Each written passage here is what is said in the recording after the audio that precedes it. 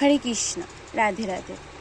শ্রী শঙ্করাচার্য প্রণীত গীতা মাহাত্ম্য। গীতা শাস্ত্র মিদাম পুণ্যাম ইয়া পঠেদ প্রযত পুমান বিষ্ণু পদ বাপ্নোতি ভয় শোকাদিবর্জিত। অনুবাদ: শ্রীমদ্ ভাগবত গীতার নির্দেশকে যথাযথভাবে অনুসরণ করতে পারলে অতি সহজেই সমস্ত ভয় ও উদ্বেগ থেকে মুক্ত হওয়া যায়। এই জীবনে ভয় ও শোকাদি বর্জিত হয়ে পরবর্তী জীবনে চিন্ময় স্বরূপ অর্জন করা যায়। দ্বিতীয় শ্লোক। গীতাধ্যায়নশীলস্য প্রাণায়াম পরস্য চ নৈব সন্তি হি পাপানি পূর্বজন্ম কৃতানি চ।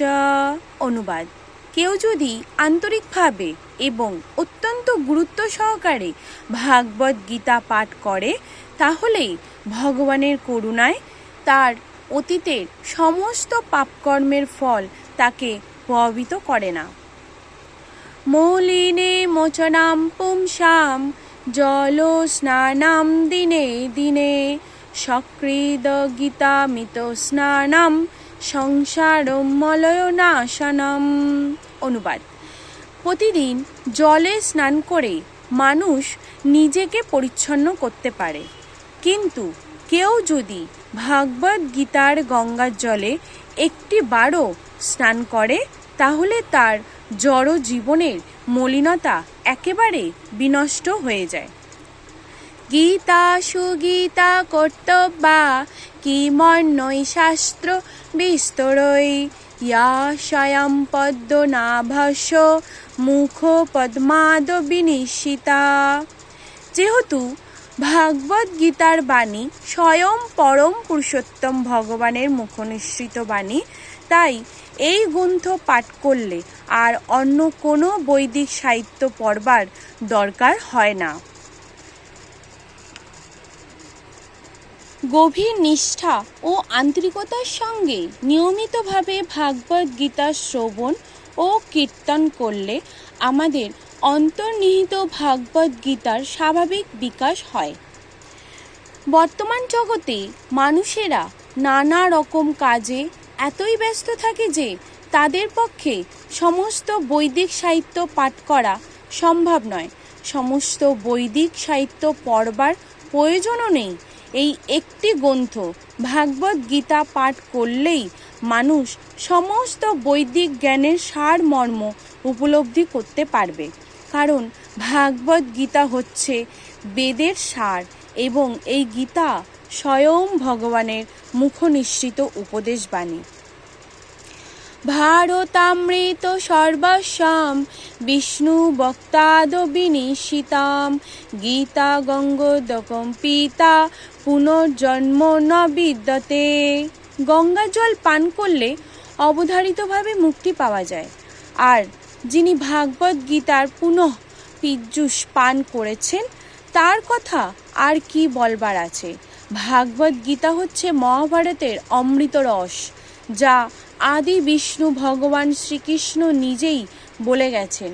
ভাগবত গীতা পরম পুরুষোত্তম ভগবান শ্রীকৃষ্ণের মুখনিসৃত, আর গঙ্গা ভগবানের চরণ পদ্ম থেকে উদ্ভূত বলে উল্লেখ করা হয়েছে।